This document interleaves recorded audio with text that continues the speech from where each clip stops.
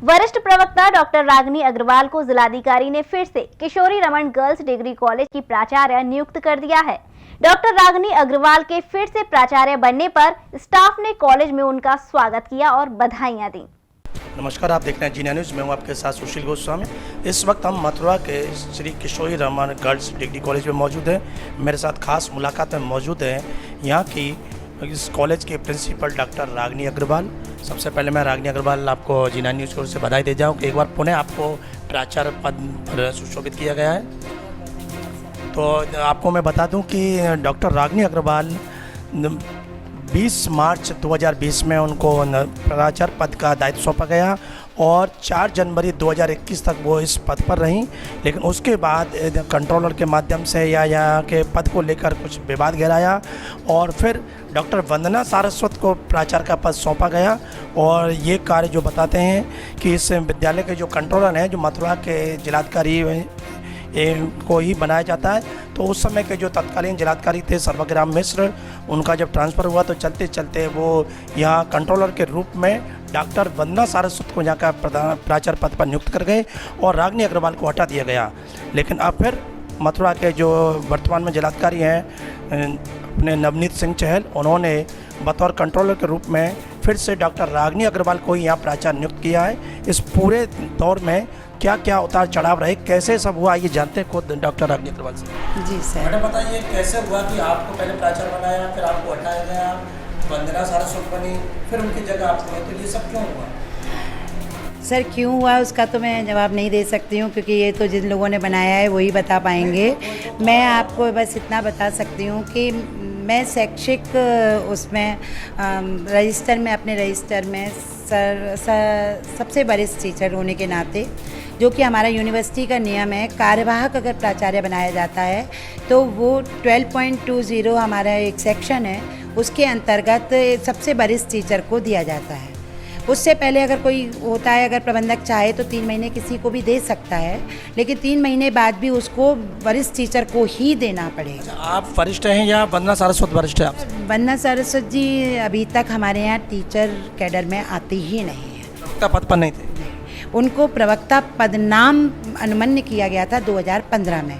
उससे पहले वो पुस्तकालय अध्यक्ष थी और हमारे यहाँ पुस्तकालय अध्यक्ष के रूप में ही कार्य किया गया।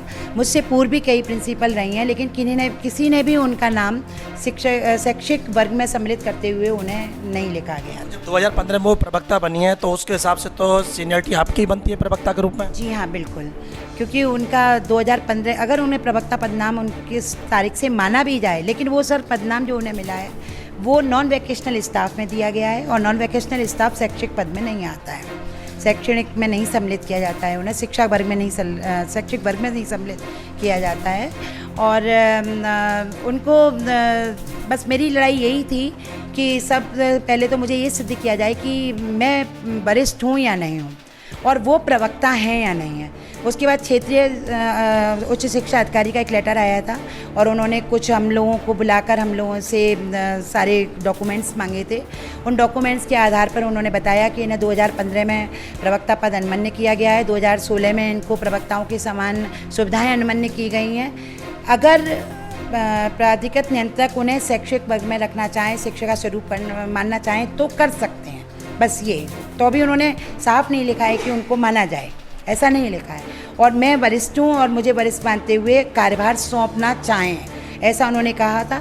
और उसके आधार पर लेकिन डीएम सर ने मुझे पूरा आश्वासन दिया कि मैडम मैं आपका मामला देख रहा हूँ, लेकिन मैं इन दिनों में बहुत व्यस्त हूँ, क्योंकि शायद मैं भी समझ रही थी कि शासन की तरफ से बहुत सारे कार्य उनको मिले हुए थे और वो जब से आए थे तब से कभी होली, कभी कुंभ, कभी आपके पंचायती चुनाव, और वो मुझे थोड़ा समय देने के लिए रिक्वेस्ट करते रहे और मैं उनको बार बार उनके पास जाती रही, लेकिन उन्होंने अपना कर्तव्य निभाया और मुझे उन्होंने पूरा न्याय दिलाया और जांच करवा के मुझे वरिष्ठ साबित करके मुझे मेरे पद पर आसीन कर दिया। कोर्ट से भी गई मैं, कोर्ट से भी उन्हीं को ही नियुक्त किया कि प्राधिकृत नियंत्रक आप दोनों को सुनेंगे और उसके बाद निश्चित करेंगे कि कौन आप में से वरिष्ठ है और किसको आप प्राचार्य पद कार्यभार दिया जा सकता है।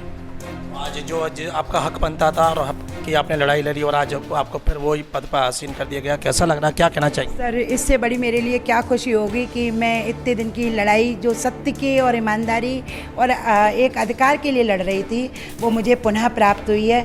और ये मुझे जो हम लोग अब तक सुनते आए हैं कि सत्य की हमेशा जीत ही होती है, धैर्य रखना चाहिए और सत्य को साबित करने में थोड़ा टाइम लगता है, लेकिन निश्चित रूप से जो गीता में भी कहा है कि सत्य ही जीतता है, सत्यमेव जयते, बस वही हुआ है मेरे साथ भी। और मैं तो बहुत खुश हूँ, मेरा स्टाफ भी बहुत खुश है, मेरे साथ है, हमेशा साथ रहा है और साथ रहेगा, ऐसी मैं आशा करती हूँ। सुना आपने डॉक्टर रागिनी अग्रवाल के चेहरे पर जो उल्लास है, जो खुशी है, वो साफ दिखाई दे रही है। और आखिर हो भी क्यों ना, जब इस कॉलेज में वो वरिष्ठ प्रवक्ता के पद पर यहाँ पर तैनात हैं और उनसे जो कनिष्ठ है उनको चार्ज दे दिया गया और मात्र 9 महीने तक वो प्राचार्य पद पर रहीं, लेकिन 6 महीने बाद उन्होंने अपने हक की लड़ाई लड़ी और जो वर्तमान में कंट्रोलर मथुरा के जिलाधिकारी नवनीत सिंह जैन ने इस पूरे मामले को गंभीरता से सुना और उसके बाद ये फैसला दिया और आखिर में वंदना सारस्वत को यहाँ से हटाते हुए पुनः रागिनी अग्रवाल को ही इस किशोरी रमन गर्ल्स डिग्री कॉलेज के प्राचार्य पद पर नियुक्त किया है। तो आज आप देख रहे हैं पूरे स्टाफ में उल्लास का वातावरण है। उनके सहयोगी जो यहाँ के प्रवक्ता हैं, यहाँ का जो स्टाफ है, सब ने आकर उनको पुष्पगुच्छ भेंट किए हैं, उनको बधाइयाँ दी हैं और पूरा स्टाफ भी इस तरह से खुश है। तो कहीं ना कहीं लग रहा है कि रागिनी अग्रवाल का जो व्यवहार है उससे उनके जो साथी प्रवक्ता हैं या स्टाफ है वो भी यही चाहते होंगे कि वो उनके बीच में प्राचार्य के रूप में रहे। तो आज पुनः वो इस अपनी कुर्सी पर वो काबिज हुई हैं और उन्होंने एक ही बात कही है कि हमेशा सत्य की ही जीत होती है, फैसले आने में देरी हो सकती है लेकिन कभी सत्य को झुठला नहीं जा सकता। और यही उन्होंने नारा दिया है जो कि G9 न्यूज़ का भी यही है, सत्यमेव जयते। तो आखिर में भगवान श्री कृष्ण जिन्होंने गीता में यही सत्यमेव जयते की बात कही थी, तो आज उन्हीं की जन्मस्थली मथुरा में किशोरी रमन गर्ल्स डिग्री कॉलेज के मामले में सत्यमेव जयते ही हुआ है। G9 न्यूज़ के लिए कैमरा पर्सन रिंकू वर्मा के साथ सुशील गोस्वामी, मथुरा।